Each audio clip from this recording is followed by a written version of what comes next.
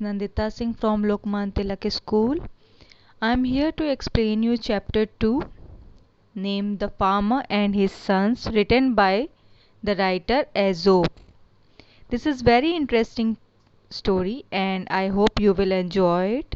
So now let's start the chapter. The first para is given. Once upon a time there was a farmer who had 3 sons. एक समय की बात है, farmer था. Farmer means क्या होता है? किसान. Who had 3 sons, जिसके 3 बेटे थे. The sons were very lazy. The sons were very lazy.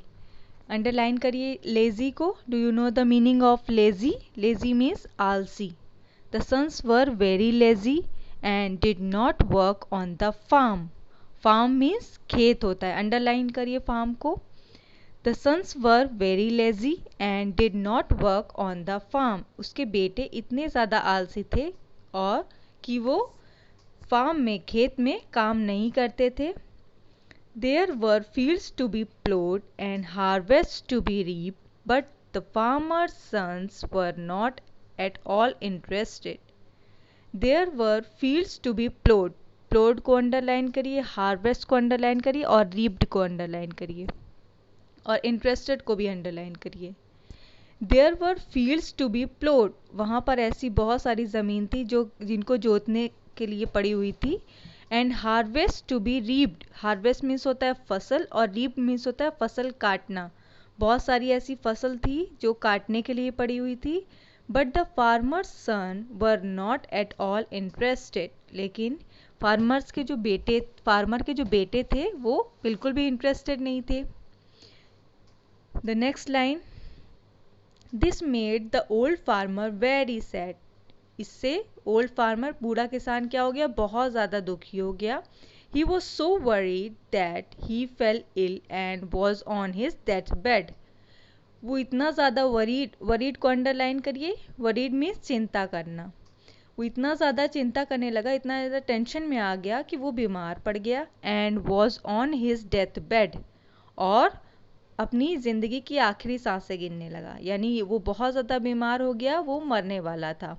Even through his pain and illness, he found a way to get his lazy sons to work. Even through his pain and illness. Pain और illness को underline करिए. Even through his pain and illness, इतने दर्द और इतनी बीमारी के बावजूद भी he found a way to get his lazy sons to work. उसने एक ऐसा रास्ता निकाल लिया जिससे कि वो अपने आलसी लड़कों के लिए कोई ना कोई काम ढूंढ ले, या जो काम वो चाहता था वो उनसे करवा ले. As he felt that he had not many days to live, he called his sons to his bedside. As he felt means होता है महसूस करना. feel का past है. As he felt, जैसे उसने महसूस किया कि उसके पास अब ज़्यादा दिन नहीं है जीने के लिए, he called his sons to his bedside. उसने अपने बेटों को अपने बेड के पास बुलाया.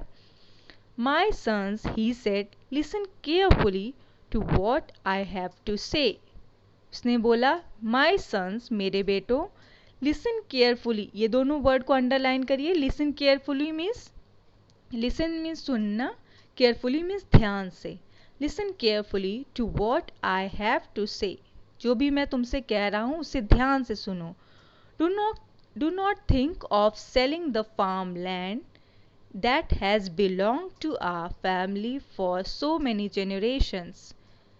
farmland को अंडरलाइन करिए, selling को अंडरलाइन करिए, belonged और generations को अंडरलाइन करिए. तो उसने क्या बोला? Do not think of selling the farmland that has belonged to our family.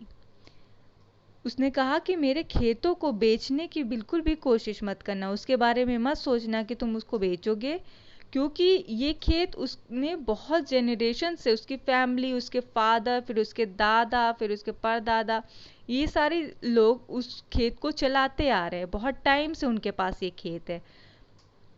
Okay, so now next para. But still the sons showed no interest. फिर अंत में क्या हुआ कि उसके बेटों ने अंत में फिर भी कोई इंटरेस्ट नहीं दिखाया. The old farmer then thought deeply and came up with a bright idea to make his sons work. The old farmer then thought deeply. और जो बूढ़ा किसान था उसने ज़्यादा सोचा नहीं, उसने क्या किया कि एक बहुत ब्राइट आइडिया, ब्राइट को अंडरलाइन करिए, ब्राइट मीन्स बहुत अच्छा आइडिया उसने सोचा कि जिससे कि वो अपने बेटों से काम करा लेगा। किसान क्या चाहता था कि उसके तीनों बेटे खेत संभालें, किसान एज अ फार्मर काम करे, लेकिन वो सब बेटे इंटरेस्टेड नहीं थे, इसलिए उसने एक तरकीब निकाली कि वो उन बेटों से काम करा लेगा। He made signs to them to come closer as if he was about to tell them a secret.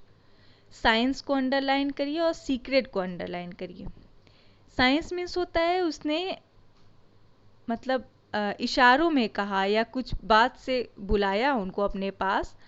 He made signs to them to come closer. उसने क्या किया, किसान ने अपने बेटों को इशारों में बुलाया और कहा कि मैं तुमसे कुछ सीक्रेट बताना चाहता हूँ, कोई रहस्य की बात है जो मैं तुम सबको बताना चाहता हूँ। सो नाउ चिल्ड्रन, मैंने आज आपको चैप्टर 2 पढ़ाया, इसका पार्ट 1। तो आपको इसको रीड करना है, अच्छे से लर्न करिए। जितने भी what I have told you, all the hard words you have to learn, and you can see the meaning also is given in blue box. You should have to learn that. The next day I will come with you the part 2 of chapter 2.